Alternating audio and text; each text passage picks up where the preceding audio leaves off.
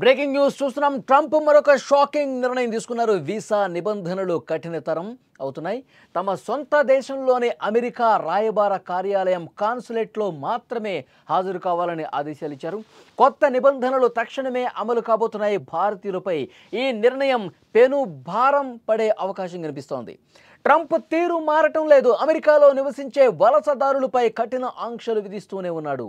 అధికారం చేపట్టినప్పటి నుంచి ట్రంప్ నిర్ణయాలు అగ్రరాజ్యంలో విదేశీయులకు తీవ్ర సమస్యలను తీసుకొచ్చి పెడుతున్నాయి. తాజాగా ఇంకొక షాకింగ్ నిర్ణయం తీసుకున్నాడు. వీసా నిబంధనలు అమెరికా కఠినతరం చేసింది.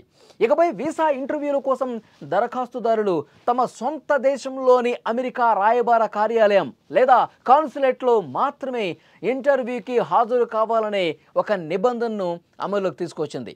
దీంతో భారతీయులతో పాటు చాలామంది లక్షలాదిగా అక్కడ ఉన్నటువంటి వలసదారులు తీవ్ర సమస్యలు ఎదుర్కోబోతున్నారు.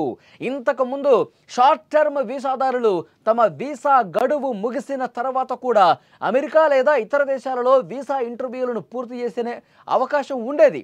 కానీ భారతీయులు ఈ వీసాల ఇంటర్వ్యూల కోసం జర్మనీ, సింగపూర్కు, బ్యాంకాకు గతంలో వెళ్ళేవారు.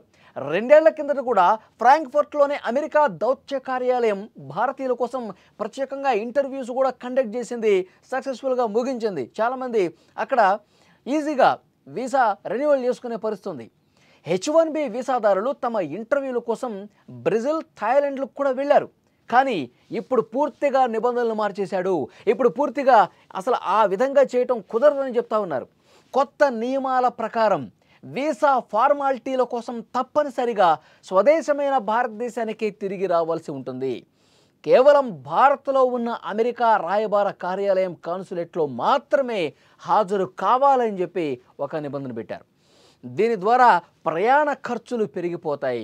ఎక్కువగా టైం వెచ్చించాల్సి ఉంటుంది. తమ పనులన్నీ వదులుకొని ఇక్కడికి రావాల్సినటువంటి పరిస్థితి ఉంటుంది. ఇక్కడికి వచ్చి ఇది ఎంతసేపట్లో పూర్తవుతుంది, ఎన్ని రోజులు పడుతుందో కూడా తెలియనటువంటి పరిస్థితి ఉంటుంది.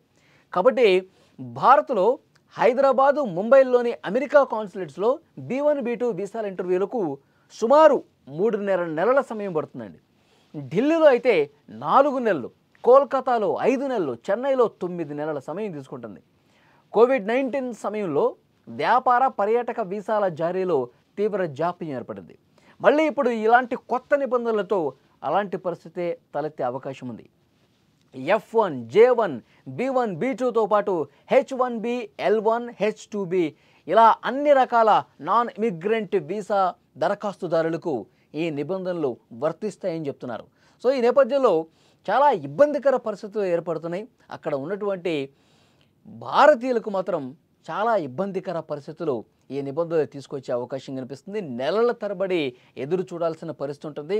మళ్ళీ అక్కడి నుంచి భారత్కు వచ్చి ఇక్కడ దౌత్య కార్యాలయాల్లో, కాన్సులేట్ కార్యాలయాల్లో వీసా ఇంటర్వ్యూలకు హాజరయ్యి వీసాని రెన్యువల్ చేసుకునే ఇలాంటి పరిస్థితి ఉండటం అనేది నిజంగా ట్రంప్ కక్షపూరితంగా చేస్తూ ఉన్నాడని కూడా చాలా స్పష్టంగా అర్థమవుతుంది. అక్కడ ఉన్న భారతీయుల్ని ఇబ్బంది పెట్టాలంటున్న ఒకే ఒక లక్ష్యంతో ఇలాంటి నిబంధనలు తీసుకొస్తున్నాడని చెప్పి చాలా స్పష్టంగా అర్థమవుతుంది. ఎందుకంటే ఇప్పుడు భారత్కి, అమెరికాకి మధ్య ఎలాంటి పరిస్థితులు ఉన్నాయో కూడా ప్రతి ఒక్కరూ గమనిస్తూ ఉన్నారు. రష్యా నుంచి మనం చమురు కొనుగోలు చేస్తున్న ఒకే ఒక కారణంతో ఇష్టం వచ్చినట్టుగా సుంకాలు వేస్తున్నాడు. 2వ దశ సుంకాలు కూడా రేపు 27వ తారీఖు నుంచి అమలయ్యే పరిస్థితి కనిపిస్తోంది. సో డెఫినెట్గా ఈ సుంకాలు అమలవుతున్నటువంటి పరిస్థితుల్లో మనం అమెరికా లేకపోతే ఇంకా మనకి వేరే గతి లేదని చెప్పి అమెరికా భావిస్తున్నటువంటి సమయంలో మనం వేరే ప్రత్యామ్నాయాలు చూసుకుంటున్న పరిస్థితి కనిపిస్తోంది. చైనాతో, రష్యాతో మన వ్యాపార, ఆర్థిక సంబంధాలు మరింత మెరుగు చేసుకున్నటువంటి పరిస్థితుల్లో మనం ఉన్నాం. అమెరికా ఏ విధమైనటువంటి నిర్ణయాలు తీసుకున్నా, భారత్ను ఇబ్బంది పెట్టే నిర్ణయాలు తీసుకున్నా మేము ఎక్కడా తలొగ్గేది లేదు. అమెరికా భావిస్తూ ఉంది మన కాళ్ళ బేరానికి తప్పకుండా వస్తుంది, మనం ఆంక్షలు పెడితే భారత్ భయపడుతుందని చెప్పి అమెరికా అనుకుంటుంది. ట్రంప్ ఇదే లక్ష్యంతో పనిచేస్తూ ఉన్నాడు. కానీ ఇప్పటికైతే భారత్ వెనకడుగు వేసే పరిస్థితి లేదు. మీరు ఎలాంటి నిబంధనలు పెట్టినా, ఎన్ని ఆంక్షలు తీసుకొచ్చినా, ఎంత ఇబ్బందికర పరిస్థితి క్రియేట్ చేసినా కానీ వెనక్కి తగ్గేది లేదు. మేము మా ప్రత్యామ్నాయ ఏర్పాట్లు మేము చూసుకుంటాం. భారత్ సార్వభౌమాధికార ఆత్మగౌరవం ఉన్నటువంటి దేశంగా ప్రధాని మోదీ చెబుతూ అంతే ధైర్యంగా ముందుకెళ్తున్న పరిస్థితి. మరి నెక్స్ట్ పరిణామాలు ఏ విధంగా ఉంటాయో చూడాలి. అన్ని దేశాలు కూడా ట్రంప్ మీద ఆగ్రహం వ్యక్తం చేస్తున్నటువంటి పరిస్థితి ఉంది. ట్రంప్ తీసుకుంటున్నటువంటి నిర్ణయాలు ప్రపంచ దేశాలు కాదు, స్వదేశంలో కూడా ట్రంప్ నిర్ణయాల్ని ధిక్కరిస్తున్న పరిస్థితి. ట్రంప్కు వ్యతిరేకంగా ఆందోళన చేస్తున్నటువంటి పరిస్థితి. నిన్నగాక మొన్న అమెరికాలో వాషింగ్టన్ డీసీలో ఫెడరల్ దళాలని మోహరించినటువంటి నేపథ్యంలో సొంత అమెరికన్లే అక్కడ పెద్ద ఎత్తున ట్రంప్కు వ్యతిరేకంగా నినాదాలు ఇచ్చినటువంటి పరిస్థితి. సో ఇలాంటి పిచ్చి పిచ్చి నిర్ణయాలు, అహంకారపూరిత నిర్ణయాలు తీసుకుంటున్న ట్రంప్కి ఏదో ఒకరోజు ఇబ్బందికర పరిస్థితి ఉంటుంది. అక్కడి మేధావులే, అక్కడి ఆర్థిక విశ్లేషకులే చెప్తా ఉన్నారు, ట్రంప్ నిర్ణయాలతో అమెరికాలో ఆర్థిక మాంద్యం ఏర్పడే అవకాశం కూడా లేకపోలేదని చెప్పి ఒక చర్చ జరుగుతోంది. మరి ఈ నిర్ణయాలన్నీ వెనక్కి తీసుకుంటాడా డొనాల్డ్ ట్రంప్, లేదు ఇదే విధంగా ఇబ్బందికర పరిస్థితులు క్రియేట్ చేస్తారన్నది కాలమే సమాధానం చెప్తుంది.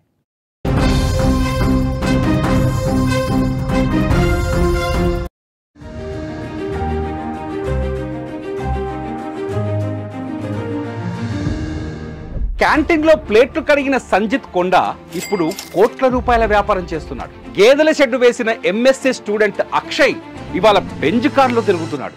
3 అడుగులు ఎత్తు కూడా లేని ఆర్తి డోగ్రి ఐఏఎస్ కొట్టి రాజస్థాన్నే వణికిస్తోంది. మహిళా పోలీసుకు భర్త సెల్యూట్ చేస్తే అవమానం అనుకొని ఐపీఎస్ చదివి మహారాష్ట్రలో అంబిక సూపర్ పోలీసుగా మారింది.